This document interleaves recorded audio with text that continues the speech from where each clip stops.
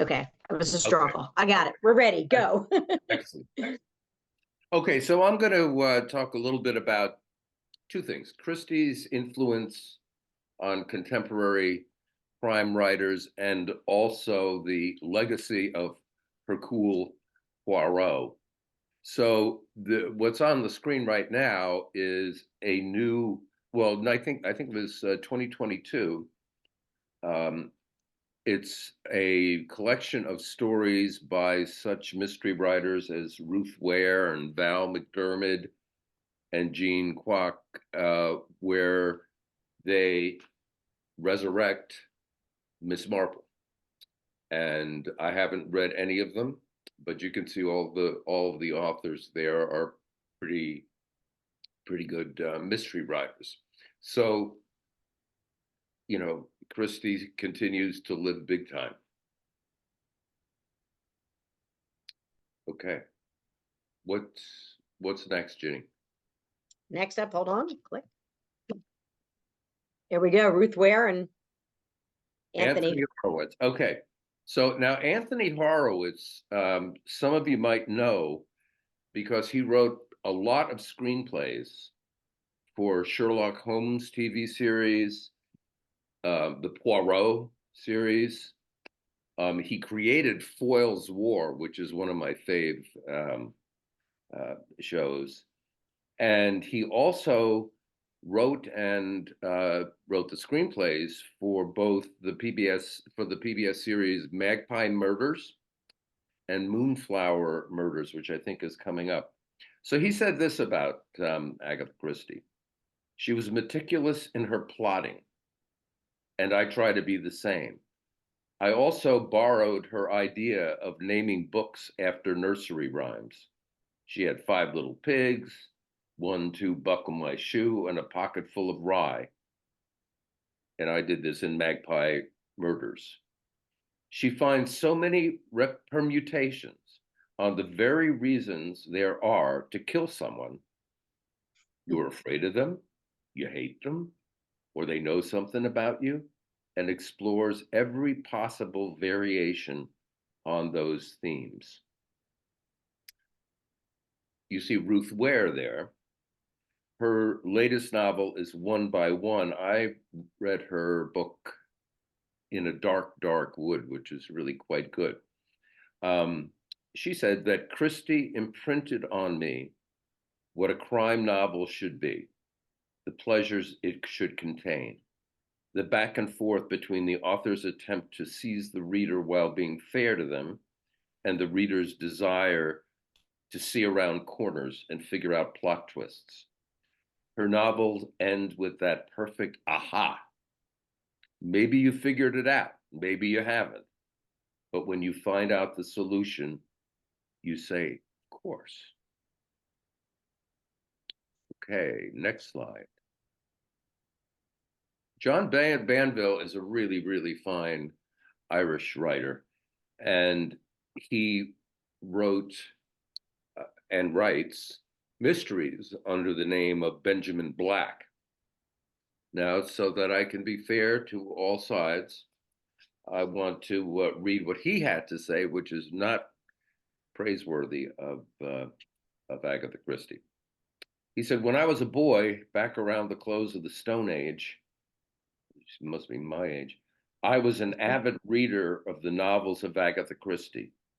Nowadays, I am with Edwin Wilson, the title of whose 1945 New Yorker essay, and actually I quoted from that last time, Who Cares Who Killed Roger Ackroyd, expresses my feelings exactly. I say novels, but I'm not sure that is what these books are.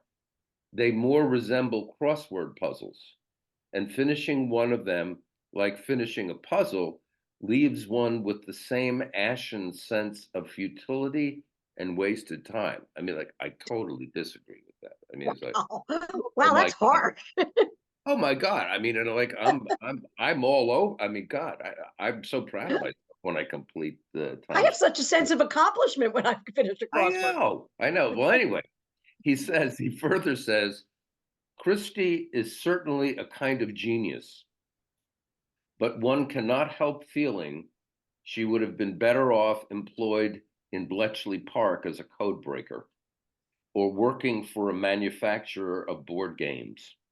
Her plots, while highly ingenious, are also wildly improbable, if for no other reason than that the characters who drive them are not characters at all, but marionettes jerking lifelessly on the ends of their all too visible strings. So he is hard. The interesting thing is, though, I've read a couple of his books. They're very good, and I can see Agatha Christie in them. So he might protest too much. Now you might wonder what is Kelsey Grammer doing? Well, okay. Frasier season 1, episode 19. Well, you know how much Frasier hates his father's unsightly green and duct tape chair that sits in Frasier's living room. At the end of the first season, Frasier takes an opportunity to get rid of Martin's favorite chair, and he buys him a new one.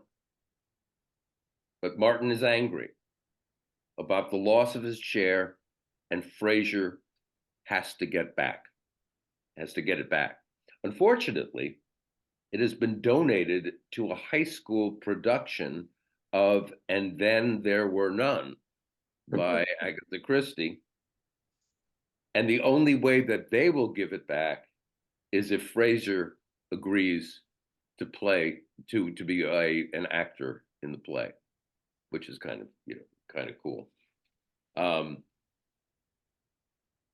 I should mention our next book, Maisie Dobbs, because the title character, she solves crimes between the world wars, and she pays homage to both Christie and to the golden age of the four queens of mystery that we mentioned before. So now a little bit on Poirot's legacy. You can take that off, Ginny. I mean, I can just talk to people. I will stop share for a second. There we go. Okay. So later in life, Christie became disenchanted with Poirot, as Conan Doyle had with Sherlock Holmes. She called him insufferable and an egocentric creep. So she killed him off in the novel Curtain. And this is really cool. The manuscript of it was sealed in a bank vault and only released after her own death. But she did choose to give him the dignity of a proper goodbye. And it's a really sad book, and it's, sad PBS show, in which the wheelchair-bound Poirot returns to Styles, full circle, to solve a case. Now here's to me, an unbelievable fun fact. After the publication of Curtain, Poirot became the only fictional character to date to be accorded a full-length obituary in the New York Times, which Ruth Ware, I mentioned her before, calls a fitting feather in the cap of one of fiction's greatest creations, and one of which Poirot himself would almost certainly be justly proud, as he considered it no more than his undoubted due. And one more little, nugget. Sophie Hannah, who is a pretty good mystery writer, has resurrected Hercule. She's written The Monogram Murders, Closed Casket, Mystery of Three Quarters, Hercule Poirot's Silent Night, and The Killings of Kingfisher Hall. She started writing the Poirot novels in 2014, and continues to do so. And one thing marking her novels, or marking her ability to write them, is that it's the first time that the guardians of the Agatha Christie estate approved the resurrection of Poirot. So there's you have a little bit of background. Okay, before I get the first slide up in my thing, I wanted to mention, I was going to say this last week, but now that we're at the conclusion of the book this week, that John Lane was the publisher from the Bodley Head that took on Agatha's book when she wrote this, The Mysterious Affair at Styles. But when he got her manuscript, he insisted on some changes, including a reworked final chapter. And so instead of the courtroom climax, which is what Agatha Christie had to reveal everything, he proposed the now familiar ending in the library where we brought everybody together. And I think for those of you who follow a lot of different crime shows or movies, that's become such a big deal. I'm a huge fan of Nick and Nora Charles with William Powell and Myrna Loy in the old movies, the Thin Man series. He almost always gathers everybody in the library at the dining room table, a la Agatha Christie, and goes through everything till he points out who the murderer is. So it's interesting that John Lane was the one who said, I think you need to rework that and have this kind of an ending. That was his suggestion. So, so now just a few more things about Agatha Christie. Okay, first of all, in 1928, she divorced Archie Christie. And in that same year, she wrote her first novel as Mary Westmacott. She wrote 6 novels under this pen name: Giant's Bread, Unfinished Portrait, Absent in the Spring. And she wrote Absent in the Spring in 3 days. She cranked out that novel. The Rose and the Yew Tree, A Daughter's Daughter, and The Burden. Okay. She also in that same year took the Orient Express to Baghdad. And as you know, and I'll talk about a little later, Murder on the Orient Express was certainly one of her big things, but she took that train to Baghdad, and of course, giving her the idea for Murder on the Orient Express. In 1930, she met Sir Max Mallowan, who was an archaeologist, and they married in Edinburgh and worked together. And she wrote in the morning and then helped him with his digs in the afternoon. And a lot of his archaeologist friends were not happy that Agatha was actually working on the digs. But in a fascinating little fact, when they were in Iraq digging up at they unearthed the largest ivory head. And Agatha, who got it, used her facial cream to clean the head. And it turned out that it's one of the most well-preserved pieces of ivory that they have in their collection, because Agatha was using her face cream on it. In 39, of course, the World War breaks out. In 39, she returns to work in the hospital dispensary where she was before. Her husband, Max, first is in the Home Guard, and then he is stationed abroad in Cairo. And she continued her writing to escape the horrors of war at that time. As Peter mentioned, she wrote the final Miss Marple and the final Poirot books during this time and had them both sealed in a vault to be released at her death. She put Miss Marple and Poirot away. Then in 1947, BBC asked her to write a play for Queen Mary's 80th birthday. And it was Three Blind Mice, which later became The Mousetrap, the longest running play on Broadway. And she wrote that at the request of BBC for Queen Mary. Then jumping ahead a little bit more, in 1957, Billy Wilder, the director who's done a lot of great movies. I don't know how much you people know old movies, but he released Witness for the Prosecution with Charles Laughton and Marlene Dietrich, which is an amazing thing. It came from a short story she wrote in 1953. Then it was made into a play, and then it was made into a movie. It was a huge success. We jump along here. Here's a picture of Sir Max Mallowan with Lady Agatha. They did digs in Iraq, Egypt, and Syria. And there's a picture of her also with her daughter, Rosalind. And Rosalind went on to do a lot of protecting her writings. And then as we come up in 1971, she was made Dame of the British Empire. In 1974 was her last public appearance, and it was at the opening of Murder on the Orient Express. Her only complaint about the movie, and you'll see a picture of it in a moment, Albert Finney's mustache as Hercule was not luxurious enough, he didn't think. But she greeted Queen Elizabeth II and Princess Anne at that event, was able to get up to greet them. She was older and not well then. In 1975, actually, right before she died, she released the final novel, Curtain. It happened in the year before she died. And as Peter said, I also had about the New York Times writing the fictional obituary for him. But in 1976, she died on January 12th, and theater lights were dimmed in the West End in London in respect to her. The last Miss Marple was released in October that year as to her wishes to be done after her death. And then in 1977, she released her autobiography that she also wrote and had set aside, and she released that for publication. So I believe she was 85, I think, or 86 when she passed away, having had this incredible life. If you want to read more about her, she does have her own, the website, agathachristie.com, and it has so many things about her on that website. It has her whole life in minute detail. There were so many things. I sort of pared this down because there was so much. So I want to talk a little bit about the movies and characters being passed. So 50 movies, both in English and in foreign languages, foreign countries, were made from her books. The very first one was called The Passing of Mr. Quin, that came out in 1928. And the most recent one was in 2023 when they released A Haunting in Venice. So she has continued once the movies were out. I mean, I think 28, they were in the silent films.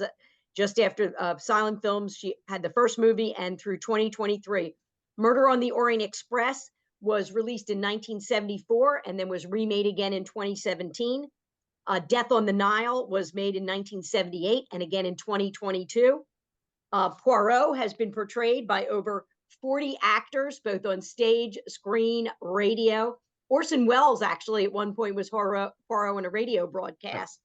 And Miss Marple had been played by 6 actresses. So here we see some of the different people. In 1927, Agatha created Miss Marple. And here you see Angela Lansbury with, on the left, Angela Lansbury with Edward Fox as Miss Marple. And Margaret Rutherford in the lower right there is the first person to portray Miss Marple in a whole series of films. I believe she did 4 or 5 movies. Agatha Christie was not thrilled with her portrayal of Miss Marple, as she played it much more for comedy. She was kind of goofy while she was playing it, very different from the actresses who did it later on. Miss Marple lives in St. Mary Mead, a small town. It's very much like Angela Lansbury, if you've ever watched Murder, She Wrote, the small town of Cabot Cove, where everybody dies every minute, and she's there to help and figure it out. Here's Geraldine McEwen, who also played her on the left, but on the right is who I think is the quintessential Miss Marple, is Joan Hickson. And an interesting fact about her, Agatha Christie went to see Joan Hickson in a play and met her after the play and said to her, "I hope that someday you will play Miss Marple."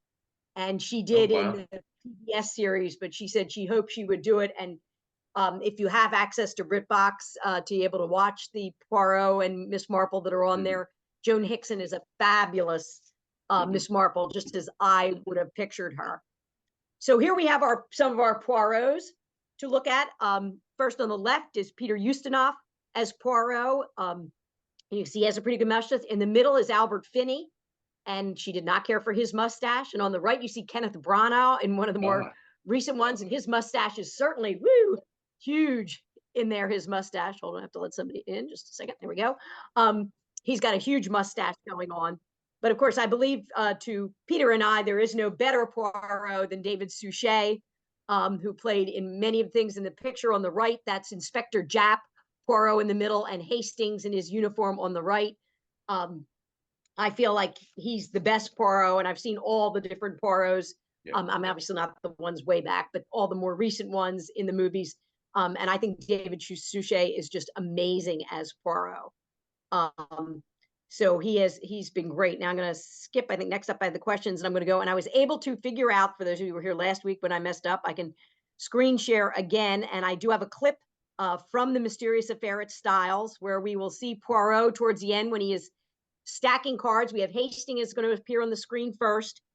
And he's with Poirot while he's stacking the cards, trying to find that clue that will solve this murder. So let me get this up here.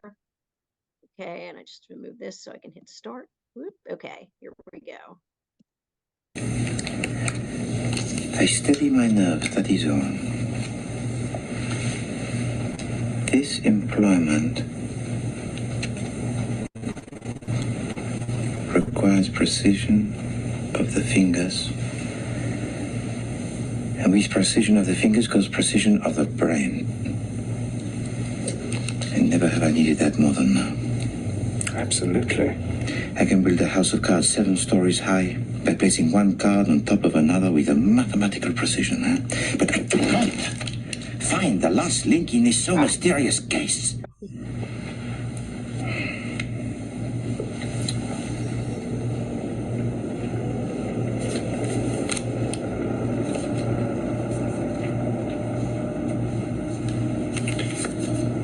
Well, you've got a steady hand, Poirot, I must say. I think I've only ever seen your hand shake once. On an occasion when I was enraged, no doubt. It was in Mrs. Inglethorpe's room, just after we discovered that the locks on the dispatch case had been forced. Ah, yes. You stood by the mantelpiece, rearranging the ornaments, as you always do, and your hand shook like a leaf. Because I was enraged. I was enraged at... Oh, mon Dieu! What is it? I have an idea, that is all, but... Mon Dieu!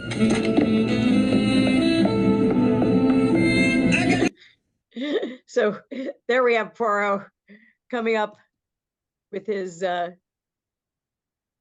clue that he finally realized what was on the mantelpiece that he needed to solve the mystery. Do you want me to get the questions up? I'll bring those up. So we Yeah, can start sure. with I'll stuff. just buzz through them, and then we'll Yep. see what you guys want to start with. Okay, so Wait a minute, let me just get down here. Oh, come on. Further, hold on here. Sorry. Slideshow. Just go current slide, and let me just go. Ah, there we go. okay, so yeah, the first obvious question is, did you solve the mystery on your own? Probably Derek has to respond to that, and how. And you have to be honest. I did not. Joe. I did not. Okay, all right. Full Full disclosure. disclosure, I did not. I was guessing until the end. Okay, so another one. What red herrings or false clues did Christie plop in your way? How does her technique build suspense? And partly is because of these red herrings and false clues. And the critic said that in Styles, Christie had not mastered cleverness, as too many clues tend to cancel each other out, a difficulty that Conan Doyle never satisfactorily overcame. And I ask you whether you agree with that. When Christie wrote Styles, she intended it as a story with a moral. In fact, it was the old everyman morality tale. So my question is, so what's the moral? Is there another one, Jane? Yep, next page here. It's up now. Christie observed. Okay, yeah. So Christie observed that at the time of the 1914 war, we had not then begun to wallow in psychology, which is, I found very interesting. And is that the way you read the novel? Is there really no, or, a lack of significant psychological analysis?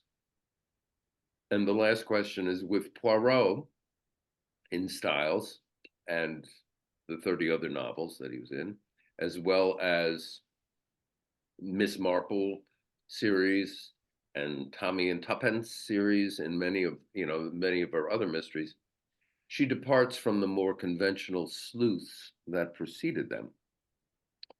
And I mean, just, when I just see Poirot, like in that little clip, it's like, oh my God, how can you not be affected by this character, and how can you not appreciate the work more as a reader? So I'll invite all of you to start us off. What do you want to talk about?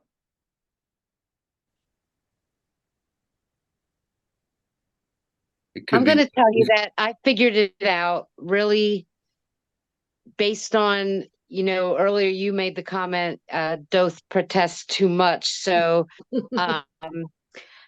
that's what gave it away for me. But the twist that I didn't see coming, because I forgot that they were cousins. How did I not pick up on that? I wasn't expecting the husband to be involved. So I don't know how I missed that clue that they were cousins, because he protested a little too much as well, but not as much as the friend, who I thought might have also had a love interest with the woman that was murdered. Just a quick show of hands. How many people did figure it out, or at least got one of them? Other than Becky. I don't see anyone saying they did. So just out of curiosity. I finished the book. I'm still not sure. So I was thinking Evie could have done it again, because like she's the one character that Christie seemed to want you to really like especially in the beginning. Oh, we have an ally in her, we trust her. With the husband, part of it, you don't know how much is like you're genre savvy, right? So when you read these books, it's, I think somebody mentioned last class, it's never the first person they set up, because that would be too obvious. So of course, like going in there with the genre savvy awareness of, well, it's never the first person they set up, of course you're going to discount the people that they want to lean you towards. So it actually surprised, the most obvious answer was the most surprising in that sense. My categories, apparently. Yeah. What I keep grappling with in reading these books is how many of these mystery tropes are tropes that were invented by Doyle or by Christie, because a lot of it, I mean, in real life too, it's always the husband, that type of thing, or it's always money. And like, this might have been the first time that, or not the first time, but the start of, hi Kat, the start of these tropes. And so they probably felt fresh to readers back when they came out, but I keep dismissing tropes for that reason. And then it can't be the husband. It's too obvious. And then like, here we are. It's interesting you say that, because in the Sherlock Holmes, they talked about that very much. Like people were saying like, oh, this is so expected or whatever. And they were like, you forget this was the first person to do this. It wasn't at all expected, when they read them. Now that, there've been so many mysteries and so many people writing, sure, it's expected now, but like when Conan Doyle's books came out, it was startling how he solved the crimes and what was going on. And it was very interesting because people were saying, why didn't they know that that's exactly who should be? It's always the butler did it, Ginny, and like you said last class about her writing this on the bet, all of us probably thought it was the dad, but I disagree with the fact that facts cancel out. She just saturates us. Like we all think it's the husband. We're then cooked with information, clues, people, like you're like Derek said, like I'm done the book and I thought it was him, but now I'm like, yeah. I mean, there's a lot of stuff in that book. Poison so many people. clues that when you look back, when he says what happened, you're like, oh, damn it. I knew that guy looked at the door and I thought, he should have known it was unlocked, and he was lying for Cynthia, when Lawrence like knew the door was unlocked, and you remember that he had something where he was staring, but I didn't think of what it was that he was looking at.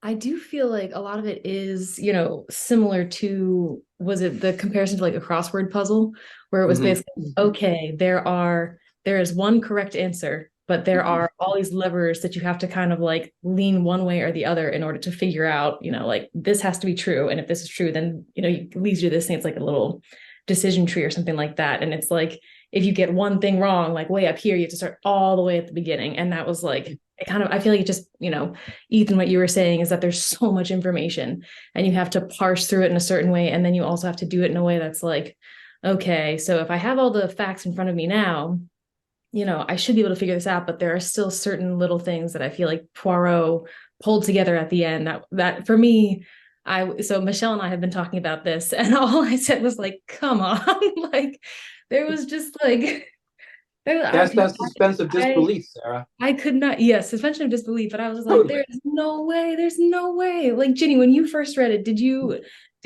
like have any inkling, or did you get to the end and you're like, no. Oh yeah, yeah, that was okay, good. That was I read it, I was like, what? Are you kidding me? I was so sure it was Lawrence and Cynthia did it together. that it was the costumes because they used to dress up and everything. I was so sure it was them because Lawrence was always in a bad mood and Cynthia had all the poison experience. And I'm like, it's those two. And I totally missed it the first time I read it. I have to admit that I gave my view away last week when I said it's so obvious that the husband did it that it couldn't be him. And I was convinced of that, and then I was embarrassed when it turned out to be him after all. Well, that's To- the big to time Charles's- red herring. Say what? Go ahead. That's the big time red herring.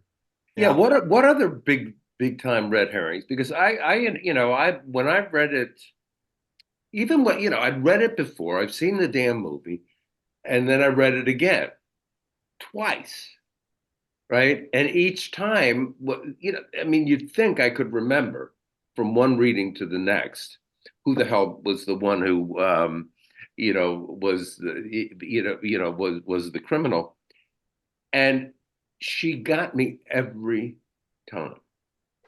And I think it's those red herrings. I mean at the end, even at the end, like she starts talking about John and Mary. It's like, what is this about? And what are some other ones that sort of stymied you or led you astray? I He thought got that. me. Go. Go ahead. She got me on the Miss Howard storming out of the house and she got me on that one because and that really that I was so surprised at the end because I never, and I'm pretty good sometimes at those things, but she got me on the guy and she's storming, I don't want to be anywhere near him and all that stuff, and she got me good on that one. And also Poirot's, he says to Hastings, wow, now she's somebody we can really trust. She's like, she's sort of like solid ground here. So yeah. She warned them. The other red herring is she warns them at the very beginning that something bad could happen. Keep an eye on her, make sure she's going to be okay. So she can't be it because she's told you, that something bad's going to happen and you better look out. She tells Hastings to promise to keep an eye on her. I thought because of the classes, we talked a little bit about that last week, that sort of it struck me as just a gut that none of the servants were going to be, the gardener, the maid. And I thought none of them out of the box were going to be guilty. But then I thought during Poirot's questioning of Dorcas, I thought she had a little bit, seemed like it could go one way or the other with her. That kept me guessing. You thought Dorcas would kill her? I did. I thought she was in on it for a second. Now I told you I finished the book. I'm unclear of who's done anything, but I will say that I think Alfred trying to get himself arrested until that was explained at the end of the story. I think that was such an awesome bit that you can't be tried twice for the same crime. That to me, that was like, then I was like, this is an outstanding book. The rest of it didn't catch me, but as soon as that was revealed, I just thought that was such an intricate, really, really cool criminal piece to it all, of kind of a two-dimensional book, honestly.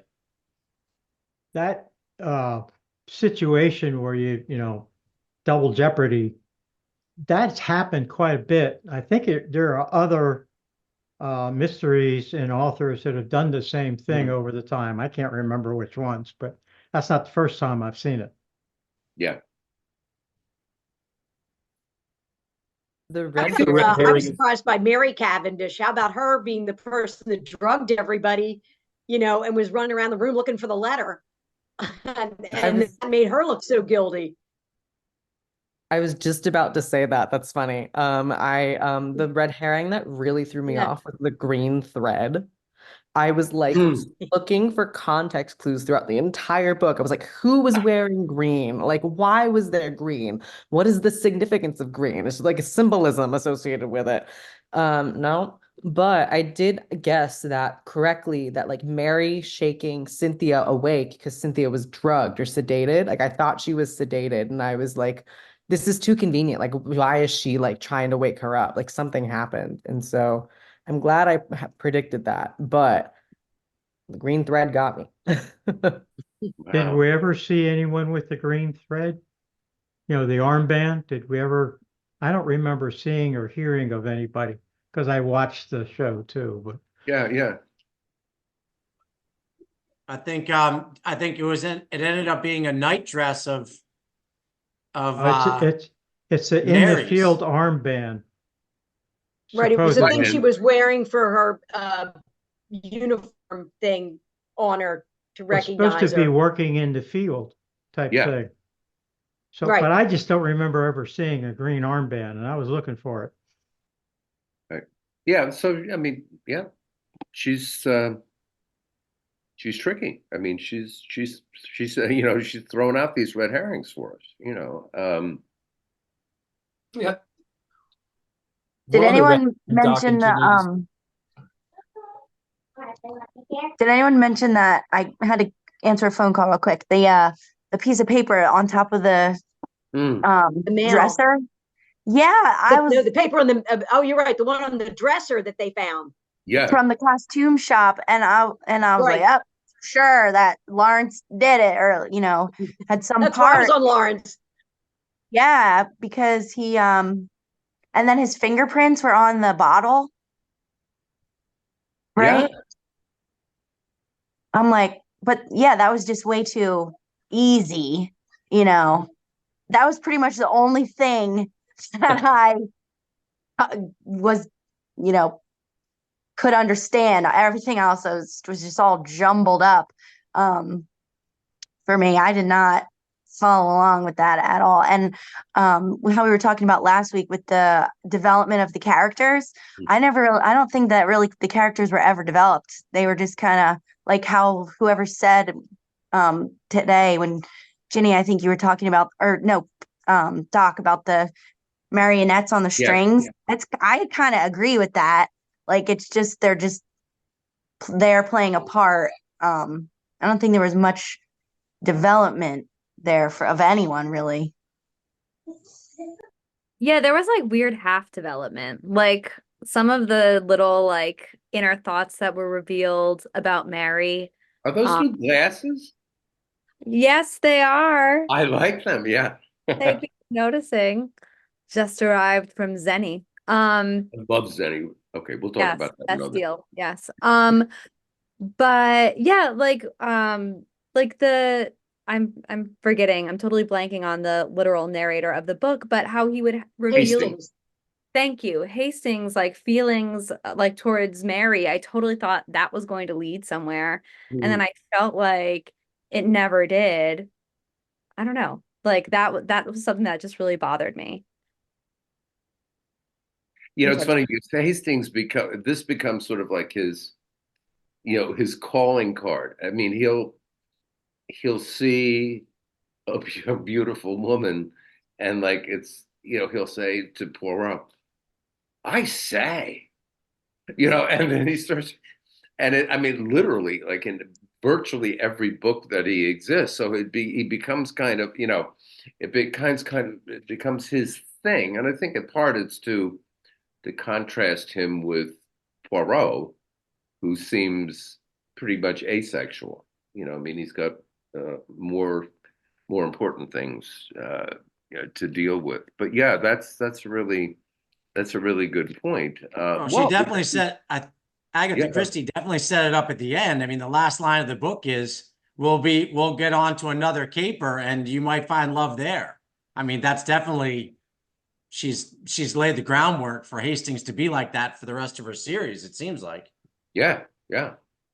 The Has one anyone- thing Go ahead. threw me because like it's almost a misanthropic book in a lot of ways because you hate everybody. Like everyone kind of sucks in some kind of way. But then you have Poirot playing matchmaker at the end, like ultimately doing these like very human things for people that are all kind of crappy. So like he's fixing Mary's life, he's, you know, setting up Cynthia and Lawrence. And so after all this horrible stuff going on, then suddenly there are two couples that are happily born of the whole thing, and Hastings on looking for love. So it felt, I don't want to say incongruous because I guess it made sense, but very different directions of the book at the same time. I don't know, it just felt a little jarring to me. It made me think of a Shakespearean comedy. It's like, oh, everyone's going to get married. This is how we're going to resolve, a terrible murder. We're just going to lean into the happy endings. I mean, that aside, I thought it was very interesting that you didn't feel emotion from the vast majority of the characters. No fear, no real distress over the murderer in the house, but you feel Hastings's crush and his annoyance at Poirot. He gets shot down. That's it feels so bad when Hastings is there, with Cynthia. And she totally shoots him down. I mean, after all, the guy just proposed to her to help her, and she just, oh God, you're something, Hastings. You've just made You're my so day. funny. Okay? You're just such a riot, yeah. Yeah. So, I also do question, Jenny and Doc. Oh, sorry. Yeah. So what? So I was just going to say about. I've not read a lot of her. Like, do her later books get more organized? Do characters get developed? Is it better? Because I keep going back to you saying, like, she had to write it quick, the bet, yada, yada, yada. I mean, like, do the later books get better in terms of the story, the mystery, the people? I don't know. I think the mysteries are always, to me, the mystery is always great, like solving them, figuring out what you end up as being. It's, Poirot, Hastings, Miss Marple. These are the characters that get developed as you keep reading the books. And so your interest is mainly in their development, whereas the other people really are just pieces in a chess game to figure out, what's happening. So I don't know that any of the books I can say, oh, that character was so memorable. I love them. It's mainly because Poirot, you get to know Poirot like the back of your hand, and trying to, you can identify with him and Hastings and what he's doing, and Miss Marple, her way of thinking. She gets, people to talk to her. That becomes, to me, the interesting part of it, and not necessarily the characters. What I was going to say too along those lines was, like, when John gets arrested and is on trial, are you feeling like horrible? Like, thanks, I didn't know he did this. I feel really bad. He was Hastings' good friend. How could he be the murderer? Going to go to prison? But I'm not sure I felt that bad about him being on trial, because Hastings really just like very briefly says, sort of like, oh, to think that he's a pal of mine. I mean, like, that's it. A murderer? And then you're like, okay, moving on. Pal of mine might have committed murder. Who knew, right? Yeah. What do we know about Agatha Christie's intent when she wrote the first book? Was on a bet, but did she have a plan then for a series? There's a suggestion in the ending, but anything else from her history or not information about her that she was planning to have a series of events? I think, well, what happened was it took her so long to get it published, and then things worked out that when she got published, the guy agreed to a 5-book deal. So that's when she would go ahead and continue the series. Unlike Arthur Conan Doyle, when he wrote the first Sherlock Holmes study in Scarlet, he had no intention of making that a series or writing another one. He just wanted the money and move on to do his other things. But when she got a 5-book deal as part of the signing for A Mysterious Affair with Styles, I think, and maybe she thought in the back of her mind, she left it open by saying we could have other adventures. But I don't think she thought, unless it was successful or people were going to want it, that she was going to just go ahead and write them. It took a long time, yeah. It did take a long time to get it published. And she didn't write another in between that while that was happening. So, I don't know exactly, but I don't think she was planning to, obviously write, a whole slew of novels on Hercule Poirot. Thank you. So, something that you just mentioned is that, sort of what was her kind of purpose or sort of long-term goal. But I guess I started thinking when you said that, well, one of those questions that I asked was about the morality play element, because she called it. I mean, she called it essentially a morality play, and the old, the original morality play was everyman. So, and I have a little bit of struggling with like, okay, so what's the moral? This is like a mystery story, what do you think? Do you think it has a moral? She did. I think pretty simply good over evil, because whoever was just talking, I forget, but said, at the end, you've got these marriages that are in good shape and the murder has been caught and things seem to be settled down. I'd definitely say good over evil at the end. Okay. Kind of through and through. Evil effects of money, them wanting money, wanting the estate and all the land and the houses. Okay. All right. But in the end, we find out that they didn't really want that, but then we find out they didn't really want all that though, right? Charles is saying, yeah, everybody at the midpoint of the book, everybody looks like a greedy pig. But at the end, we find out it was only Alfred and Evie. But they're looking for money and riches and wealth and, to live a life of ease forever after. And there's No, once she got the 5-book deal, I think that she found that the way to be the success is to kind of make the stories interesting and kind of repeat. I mean, she develops this get everybody together at the end and reveal all, and you kind of end up expecting that in a Hercule. That's how it's going to end. That's how you're going to get the idea and see if you can figure it out before they all get together, and he tells you what's going to happen.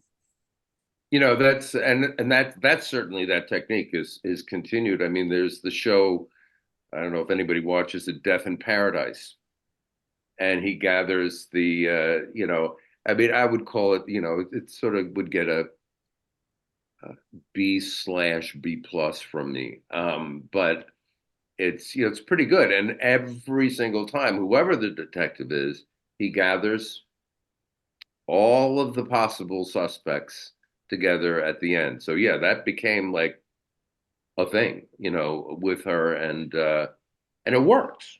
I mean, that's it worked well. And the fact that the guy who did it goes to these meetings, I often worried about that. Why would you, if you knew you were guilty, why would you go and think you could pull one over on Hercule? But yeah, but then if you didn't go, that makes you look guilty too. If you're not there, if you don't go. Yeah. I mean, you're sort of rocking a hard place, kind of thing. Are there any other opinions about the morality?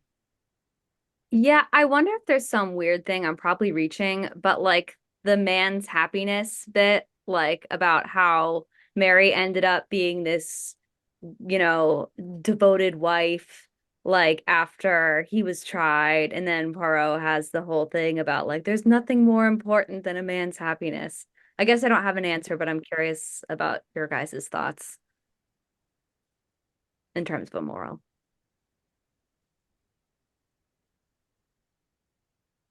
Well, how about just sort of expanding it to think about the way Christie, a woman, characterizes women. And I mean, eventually, yeah, she'll have Miss Marple as one of her, central protagonists. Although I have to tell you, when I watch the movies of Miss Marple, I always worry. I worry that she's just going to keel over. I mean, just, honest to God. I mean, I'm just like, oh, please don't, don't move too fast, Miss Marple. But anyway, Mary is sort of, both Mary and Cynthia become to me sort of more interesting at the end. When you find, holy God. Although both of them are pretty much defined by their relationships with the men. Right. Well, even Yeah, Mrs. Inglethorpe at the beginning, with her bazaars and her things, a lot of it's sort of that time period. These are the wealthy people, and this is what we do, and we carry on with a stiff upper lip, like Mary not saying, my husband's having an affair, and I want to do something about that. Like everybody's talking, but directly to the people, John's talking to his mother about his affair, and Mary's, just stewing, listening to people talking to the mother about the affair. And, why isn't she confronting her husband about the affair? Why does she just want the letter? Why doesn't she say to him, what's going on with you and Mrs. Rakes? Well, a lot of the times in those stories, not only these, but it's looking for hard evidence for the divorce that may come up, because without that, they just argue with each other throughout the time, and you need hard evidence to finalize it. How about Cynthia? It's interesting to describe her. I mean, I agree with what you all have been saying about how there's a mostly a maybe two-ish dimensional characters, most of them, and occasionally Poirot, rises to three-dimensional. But Cynthia seems to me to be a character that's sort of waiting to be more of a character. Sarah, what were you going to say? Well, I was just sort of thinking about who the different women are in the novel and kind of how you see them. And I feel like you think of, Mrs. Cavendish, who's Sphinx-like, and she's kind of like, she's got her identity as is, a married woman who has lots of secrets to hide. Cynthia is kind of like this little girl, like an open book, kind of very innocent. And then you have Evie, who's like kind of like it kind of makes you think of like the archetypes of women, where it's like the crone and then like the seductress and like the mother, and it's kind of like each one of those, they had their own little character in this book. And I was kind of just thinking about how, I guess, in comparison to the men outside of Poirot, they all have a little bit of like caricaturism to them in a way that I feel like Lawrence and John and Hastings really don't. They kind of seem like a little bit more like reasonable, like level-headed kind of people. And there's some kind of like, I don't know, it seems like there's a type that they fall into more. But at the same time, they're to me, they're a little more interesting. Like, I mean, in a way, like Cynthia, I have to say, first time I read the book, when that scene with Hastings came up, I said, whoa, where did this come from? Why, and I thought that was, that's why I guess I said she's sort of a character that could be more. You know what I mean? Like, she's a character that I say partly might be her youth, partly, she works in the hospital. She's involved in a direct way with the war. So there's a kind of independence there, but that's also countered by her saying to Hastings, "What am I going to do?" I thought that I was really kind of set for life, but what does a woman like me do?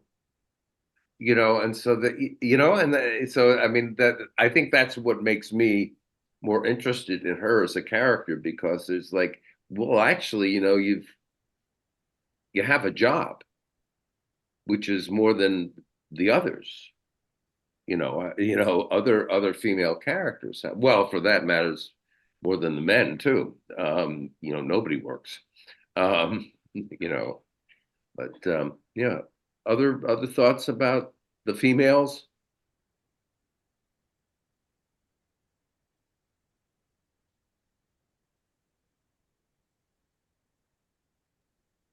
Okay, so I think we're probably good with the moral. I think we've hit that pretty well. What about that question I asked about psychology? I was kind of surprised when when she said that, well, takes place, during World War One, before psychology took over, before we began to wallow in it. And I wonder about that, because you use the word wallow, it's not a compliment, right? So how did you react to the amount or lack of psychology, which is a way of sort of pointing to another question that I will have with any kind of mystery, especially ones that I can't figure out, which is, okay, is there just no way we could have figured this out? Is there just too much stuff here that there is no way that a reasonably intelligent person can figure this? So we are really being set up. We are being manipulated. We are like the characters. We're the marionettes. But is there sort of a psychological depth to any character here? Is that part of our journey through the book, trying to figure that out? Or is she just being honest, saying, yeah, no, not big on psychology. No, we didn't wallow at that point. I think it's more explaining the lack of interpretation of the behavior.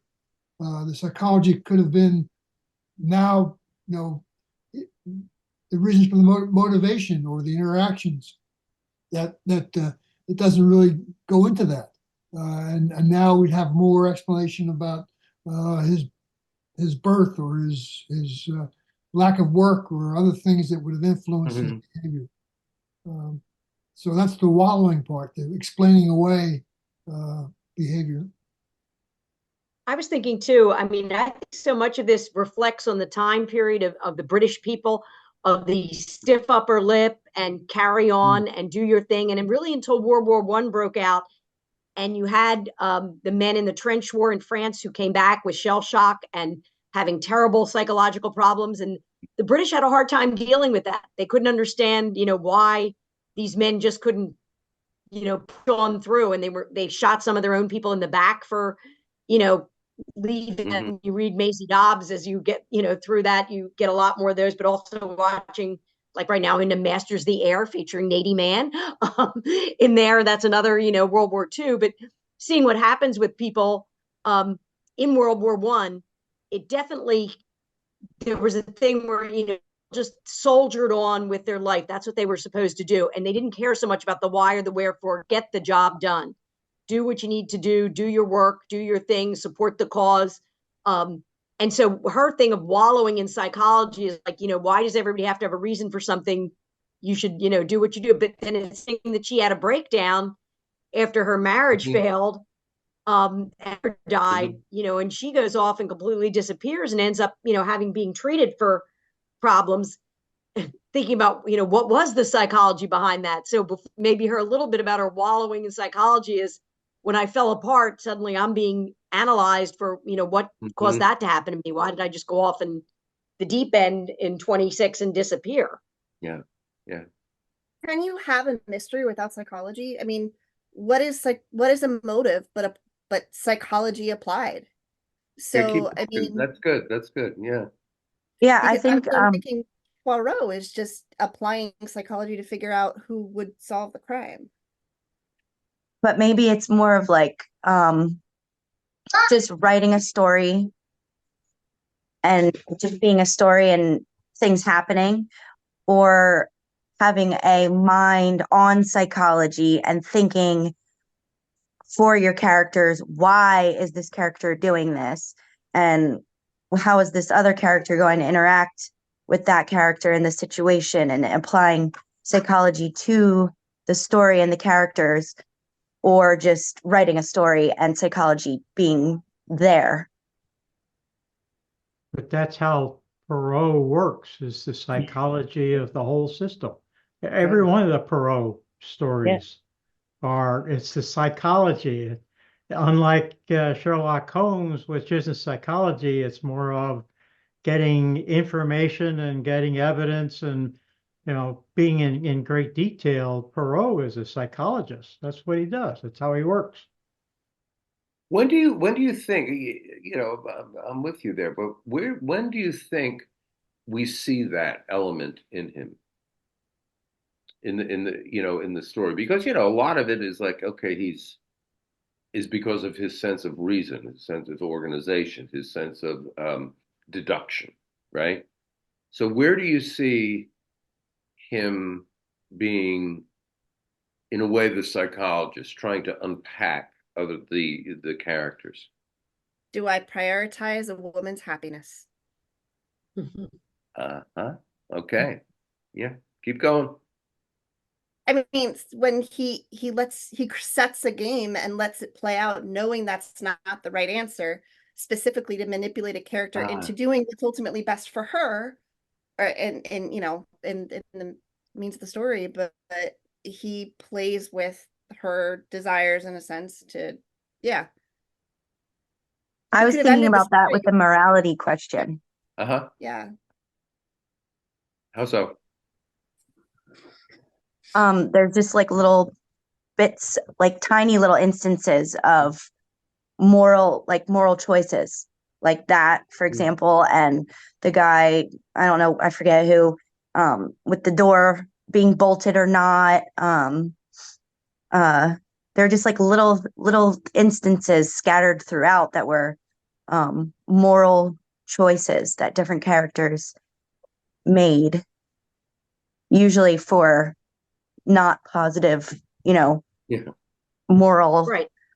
Does he make like psychological choices? I'm thinking about like, what he doesn't say as much as what he does say, how he holds back, right? Right. Is that psychology? Yeah, I mean, this is like Hastings, story poor Hastings. What's at that time? I'm wondering, like, because the whole mention of, is this wallowing in psychology, or is that just human nature and this person just writing, like Agatha Christie writing a story and there's psychology in it? Like, where does psychology become when does psychology become a thing of focus? Or is or is Poirot reading human nature pretty damn well? I was going to say, I think that's what I see him for. Is he reads people really well, much better than Hastings, who thinks he reads people well, but doesn't.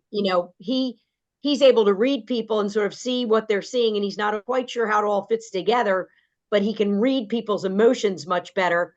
Like something you don't see with Holmes. Holmes is all about the clues, the measuring, the this, the that, all the specifics.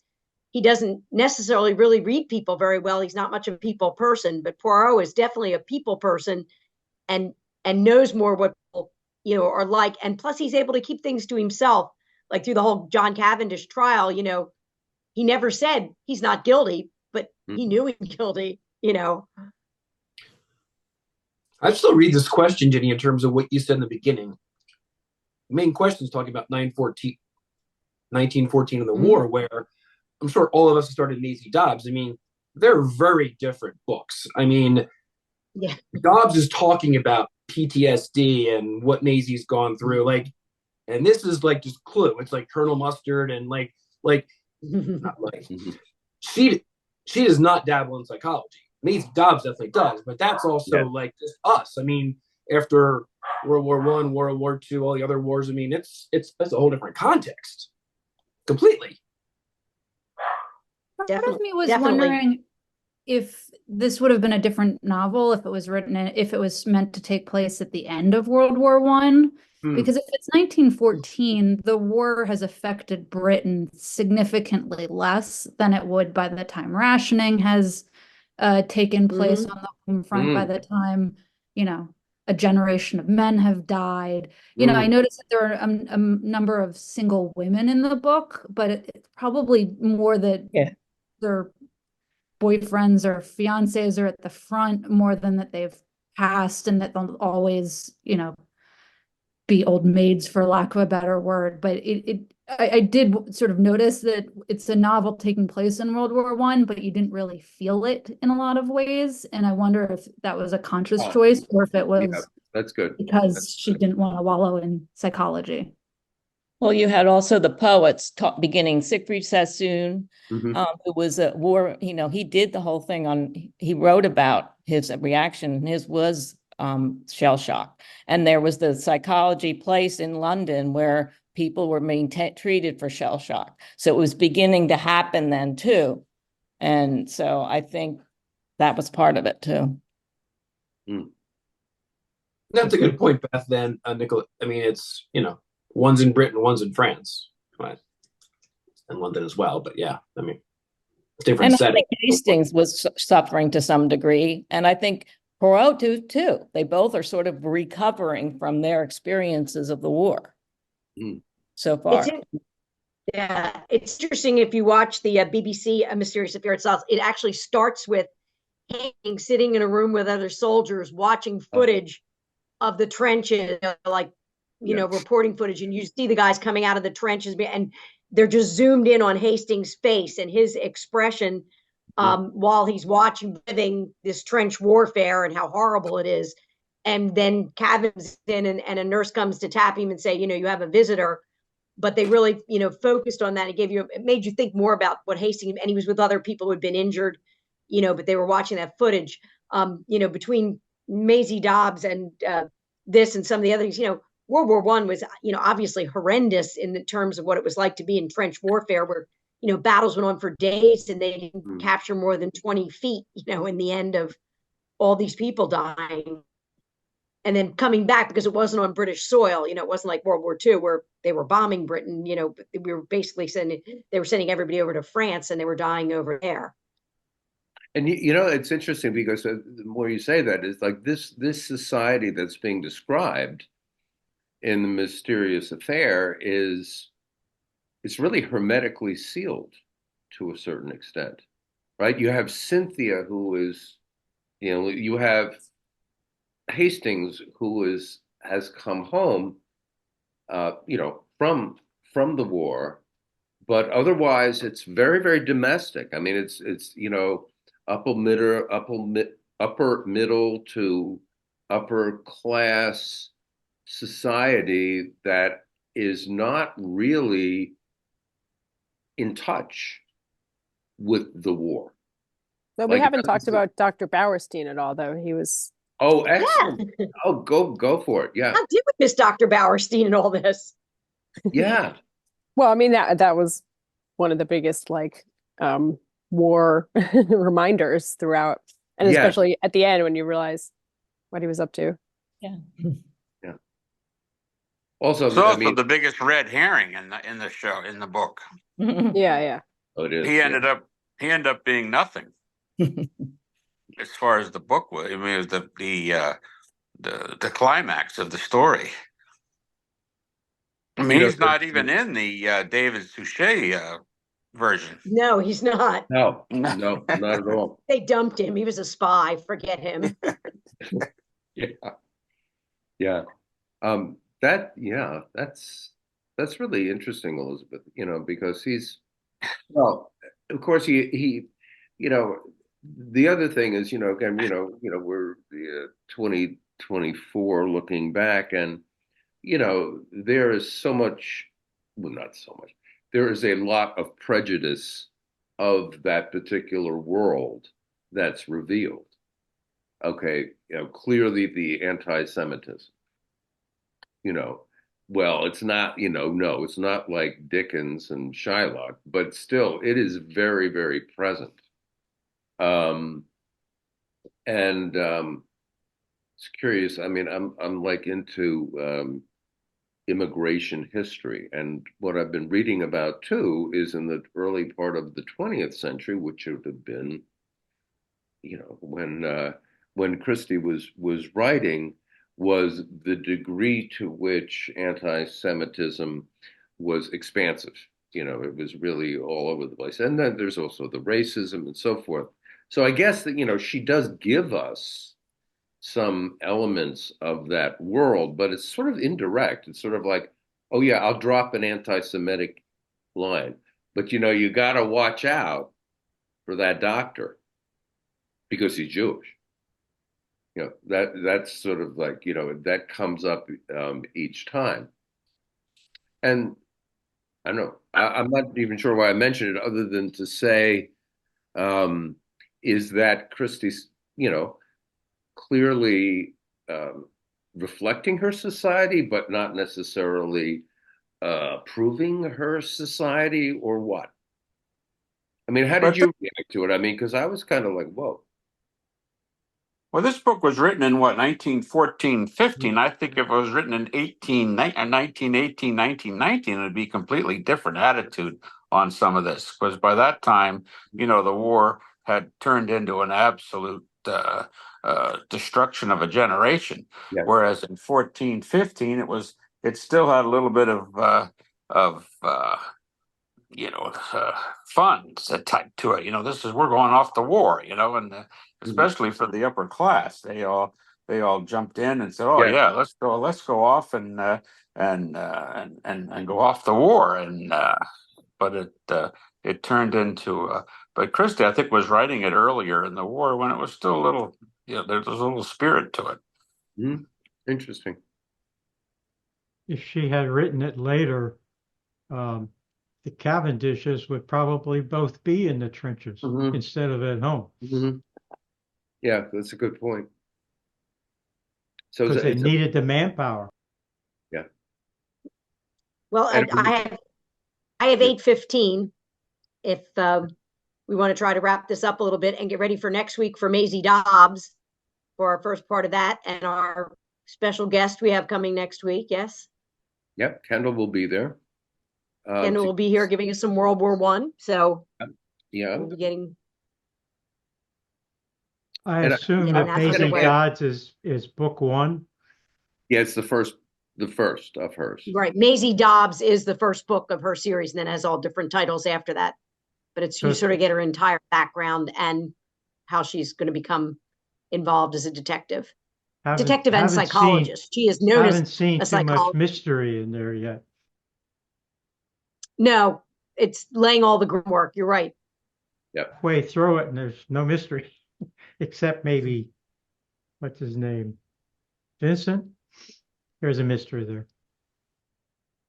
You'll find the first book lays the groundwork for her becoming a detective and psychologist. You're right. She's not. Yeah. There's going to not be as much mystery as it's there have partly been in like it's sort of a coming of age story in a way that leads to the mystery. So don't worry, you'll get to the mystery. Yeah. Serious character development here. This is very serious Very character nice, development. You will know lots. She will not be a one-dimensional character by the end of this book. Oh my God, no. And there are 17 Maisie Dobbs novels. I have already pre-ordered on Amazon number 18, which is not coming out till June. I'm up to 15 right now. Number 15 at the moment. I've been plowing my way through them as fast. Wait till you get through 17. You'll be bereft. I will be. That's why I'm hoping I'm not going to do with my life now? Right? I mean, it's really right. Hey, everyone, it's great to see you again, and see you next week. Terrific. Thanks all for coming. All righty. Take care. Thank you, guys. I see you all next week. Bye-bye.